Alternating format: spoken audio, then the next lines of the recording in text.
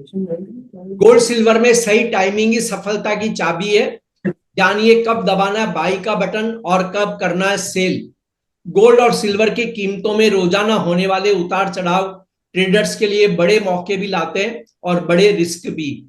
मौजूदा market trend और अहम लेवल्स, यानी कब खरीदें और कब बेचें, किन संकेतों से मिलता है सही टाइमिंग, इस पर बात करेंगे एलकेपी सिक्योरिटीज के commodity currency vice president Jatin Trivedi से। मैं हूं कमल शर्मा। जतिन जी, आपका स्वागत है मोलतोल में। नमस्कार कमल जी। जी नमस्कार। जतिन जी, अभी गोल्ड और सिल्वर की ट्रेड दिशा क्या दिख रही है आपको? क्योंकि हम देख रहे हैं कि यूएस में शटडाउन की बातें हैं और काफी उथल पुथल हुई है पिछले 2-3 दिनों में तो बहुत ज्यादा। देखिए कमल जी, जिस तरह से मार्केट का जो रिएक्शन रहा है इस बार जो है वो यूएस के शटडाउन के पीछे एक अच्छी खासी बढ़त जो है वो देखने मिली है। पिछले हफ्ते भर में अगर देख लें तो एक्सपेक्टेड था कि यूएस गवर्नमेंट की शटडाउन अनाउंसमेंट हो सकती है।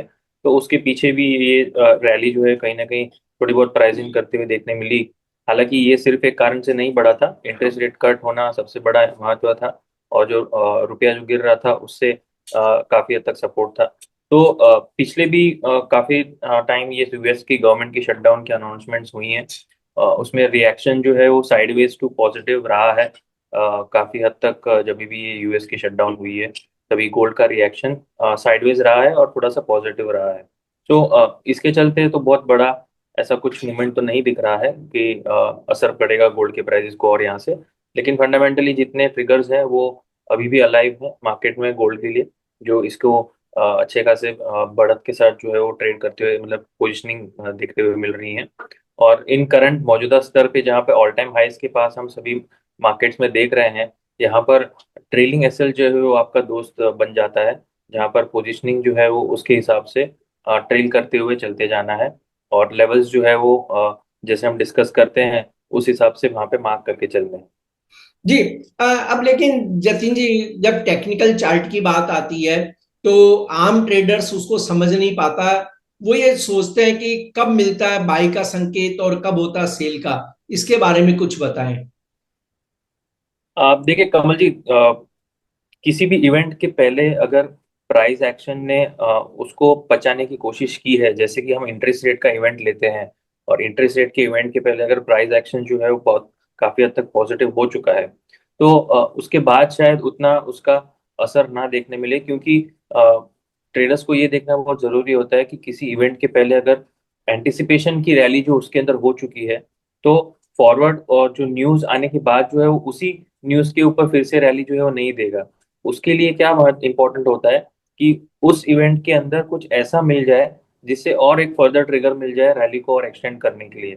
तो यहाँ पर जो रैली हमने इंटरेस्ट रेट के पीछे देखी थी वो 25 बेसिस पॉइंट के कट के पीछे थी, जो रैली पार्टिसिपेंट्स ने बचा ली थी। लेकिन जो फॉरवर्ड कमेंट्री थी वो भी एक हद तक डोविश कमेंट्री और पॉजिटिविटी के साथ में थी, जहाँ पर दिसंबर मंथ में भी एक और कट की एक्सपेक्टेशन बढ़ जाती है अगर डेटा सपोर्ट करता रहेगा तो। और डेटा भी देखा गया तो पीसी प्राइस इंडेक्स जो इन्फ्लेशन को दर्शाता है वो भी कहीं ना कहीं इनलाइन आया था, बढ़ के नहीं आया था।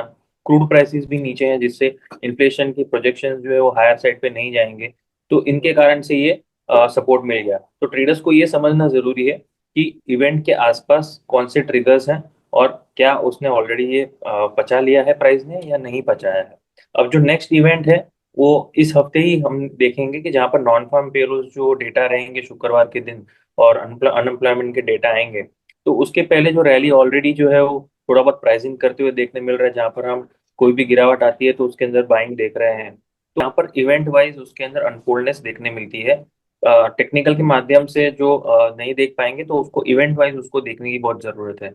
और इस हफ्ते जैसे हम देखेंगे कि नॉन फार्म पेरोल्स के डेटा और अनएम्प्लॉयमेंट के डेटा जो है वो कहीं ना कहीं ट्रिगर देंगे मार्केट को। प्राइस एक्शन जो है ऑलरेडी थोड़ा बहुत पॉजिटिविटी के साथ में दिखा रहा है ऑलरेडी पिछले 2 दिनों से। जब भी थोड़ी बहुत गिरावट आ जाती है तो तुरंत प्राइस के अंदर एक उछाल आ रहा है। इसका मतलब यही है कि सेंटिमेंट अभी भी पॉजिटिव है, और डेटा जो भी आएगा एक्सपेक्टेड वही है कि गोल्ड को सपोर्ट करे। तो गोल्ड को सपोर्टिव डेटा आएगा तो बहुत ज्यादा उसके अंदर प्राइस एक्शन शायद देखने ना मिले। लेकिन अगर गोल्ड को सपोर्टिव डेटा नहीं आया तो डेफिनेटली उसके अंदर प्रॉफिट बुकिंग की गुंजाइश जो है वो बढ़ जाएगी।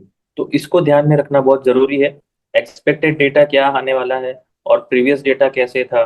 तो ये बहुत सारी वेबसाइट्स है जहाँ पे ट्रेडर्स जो देख सकते हैं कि किस हिसाब से उसके डेटा के एक्सपेक्टेशंस आने वाले हैं। ये शुक्रवार के दिन 6 बजे जो है बहुत इंपॉर्टेंट डेटा रहेंगे, तो उसको जी। फॉलो करना इंपॉर्टेंट हो जाता है। यहाँ जतिन जी एक और देखिए सवाल आता है एक ट्रेडर की दृष्टि से कि गोल्ड सिल्वर ट्रेडिंग में सबसे आम गलतियां कौन सी है जिनसे बचना चाहिए। आप बहुत ही सिंपल और आम गलती जो सबसे ज्यादा ट्रेडर्स कर लेते हैं वो रहता है ओवर पोजीशनिंग का। और ओवरनाइट पोजीशनिंग सबसे ज्यादा हैवी रिस्क हो जाता है, जहां पर डेरिवेटिव साइड में अगर हम बात करते हैं तो अगर किसी की क्षमता रहती है कि वो 2 से 3 हजार का जो है वो उसके लिए स्टॉप लॉस इंपॉर्टेंट रहता है। अगर 2 से 3 हजार से ज्यादा अगर उसका लॉस होने लगता है तो उसके लिए थोड़ा सा जो डर है और जो हार्ट बीट है वो बढ़ जाती है। तो उस मामले में क्या होता है कि कोई भी तरह का जो कैलकुलेशन रहेगा वो पूरा तितर बितर हो जाता है। अगर आपका रिस्क एपेटाइट 5 हजार से 10 हजार का है तो आप उस हिसाब से अपनी पोजीशनिंग बनाएं। अगर आपका रिस्क एपेटाइट 25 हजार का है किसी एक ट्रेड के अंदर और एक पोजीशन के अंदर, तो उस हिसाब से अपनी पोजीशन बनाना है। सबसे ज्यादा जो इंपॉर्टेंट रहता है कमल जी वो रहता है अपनी पोजीशन और रिस्क। ये इसको बहुत बारीकी से ध्यान रखने की जरूरत है। बाकी आपने थोड़ा बहुत 19-20 अगर यहाँ पे लेवल्स वाइज अगर मिस कर दिया तो बहुत ज्यादा अफेक्ट नहीं करेगा। लेकिन सबसे ज्यादा जो इम्पैक्ट करेगा वो आप करेगा पोजीशनिंग साइजिंग जो रहता है क्योंकि वो आपका रिस्क मैनेजमेंट जो है बहुत ज्यादा जरूरी हो जाता है। तो जी। इसको बहुत ध्यान रखना बहुत जरूरी है। अ, जतिन जी अब हम ये बात करें कि पहले गोल्ड की, तो गोल्ड के लिए आप क्या ट्रेडिंग लेवल्स देंगे, किन पर नजर रखनी चाहिए ट्रेडर को, क्या हो सकती है रेंज या कहाँ स्टॉप लॉस और रेजिस्टेंस होंगे अब। पहले हम बात कर लेते हैं जो ऑलरेडी जो जी। गोल्ड में लॉन्ग साइड के पोजीशंस रखते हैं। क्योंकि अगर हमें लोगों ने फॉलो किया है पिछले 6 महीने से तो डेफिनेटली यहाँ पर 6-8 महीने से लॉन्ग पोजीशनिंग्स हमने एडवाइस की हैं। जी। तो उसके माध्यम से अगर वो फॉलो किया है तो यहाँ पर अभी आपका जो ट्रेलिंग एसएल होना चाहिए वो कहीं ना कहीं 1,14,000 के आसपास होना चाहिए। जो अभी दिसंबर वायदा था आपका 1,18,000 के पास चल रहा है। ये पोजिशनल बेसिस पे जो आपका ट्रेलिंग स्टॉप लॉस है मैं उसकी बात कर रहा हूँ। जो लॉन्गर टर्म होराइजन से 90,000 95,000 या 1 लाख जो भी रेट से खड़े हैं उनके लिए जो लेवल है 1,14,000 का ट्रेलिंग एसएल है। फ्रेश पोजीशनिंग जिसको करनी है उनके लिए सिचुएशन थोड़ी सी ट्रिकी हो जाती है जब हाई लेवल्स पे ऑलरेडी चल रहे होते हैं प्राइजेस। यहाँ पर फ्रेश पोजीशनिंग जो है वो एक साथ नहीं करनी है। प्राइजेस जब ऑल टाइम हाई पे चल रहे हैं तभी रिस्क जो है उसको मिटिगेट करने के लिए 2 से 3 ट्रांजैक्शन के अंदर बाइंग का वो रुझान रखना है। 1,17,500 के आसपास जो है वो एंट्री ले सकते हैं फिलहाल जो करंट ट्रेंड बुलिशनेस का चल रहा है उसमें। और 1,16,000 पे दूसरा अपना लेने के लिए जब डिप आती है वहां पर ओपन रखना है। और ओवरऑल स्टॉप लॉस जो है वो 1,14,000 रखना है। ये पोजिशनिंग वाइज और पोजिशनल वाइज जो है वो ट्रेडर्स अब हमें फॉलो करते हैं उसके हिसाब से मैं ट्रेलिंग स्टॉप लॉस और स्टॉप लॉस दोनों दे रहा हूँ। जी। हायर साइड पर 1,19,000 और 1,20,000 एक इमीडिएट बेसिस पे हर्डल रहना चाहिए, साइकोलॉजिकल बैरियर भी है।